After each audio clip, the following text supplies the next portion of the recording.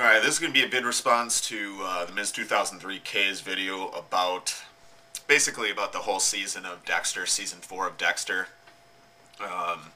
with a little tangent on Bird Notice. But there's going to be spoilers in this, so if you don't want me to give away the ending, just don't watch the video. I'll put the same warning in the sidebar. But Season 4 was pretty good.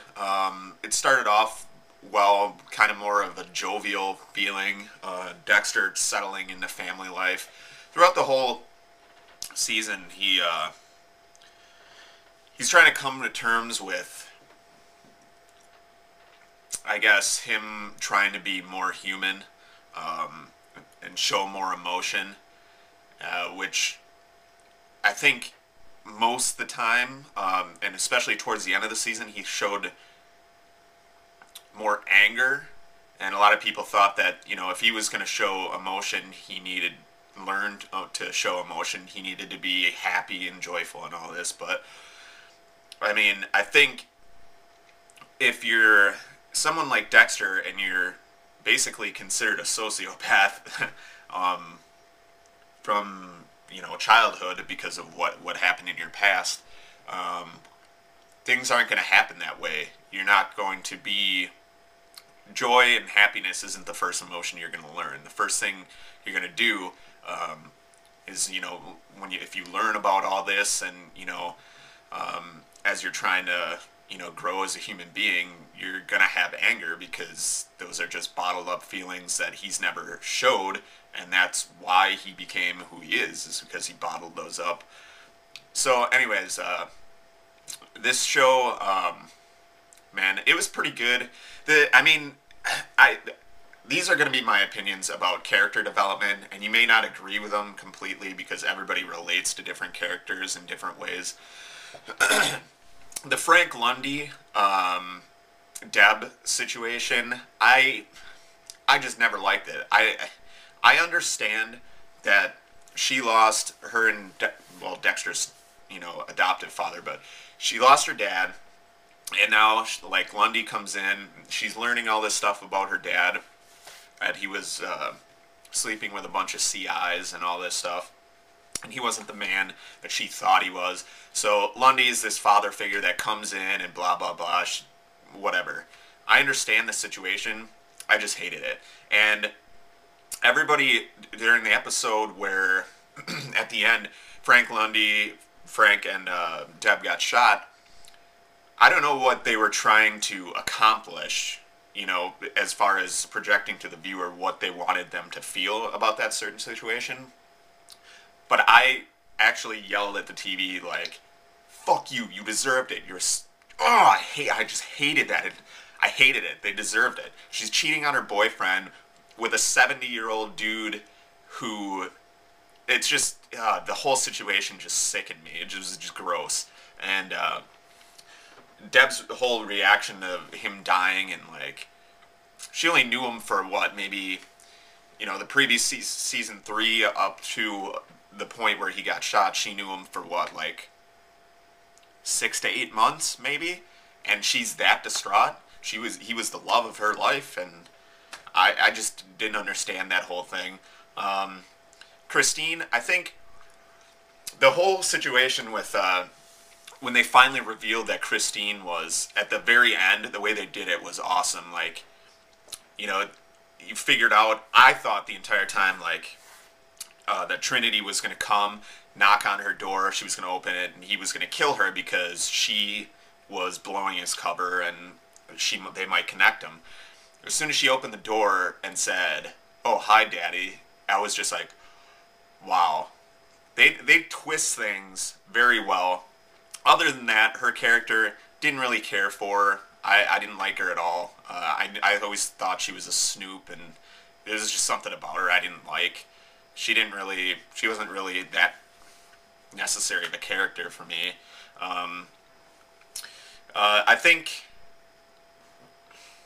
I think Lithgow did a pretty good job. Not as good as... He didn't seem as crazy as you would think he was supposed to be. He did good. Not really an awesome job, but he did really good. The whole situation at the end with Rita dying, I kind of saw it coming. I heard that there was going to be something huge that happened. I heard rumors that was something huge was going to happen.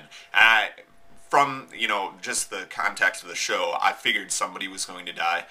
And as you go through it, the list of people that could possibly die, it's like, well, they're not going to kill Dexter, obviously. They're not going to kill Deb.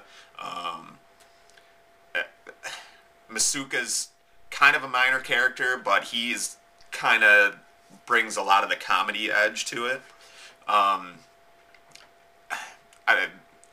Angel and, yeah, see, I call him Angel too. Batista and LaGuerta, they got their thing going, which the whole thing too pissed me off because, with the director saying, if I find out you're bullshitting me, this is going to have career-ending, and now what he said was great. I like him as the director because,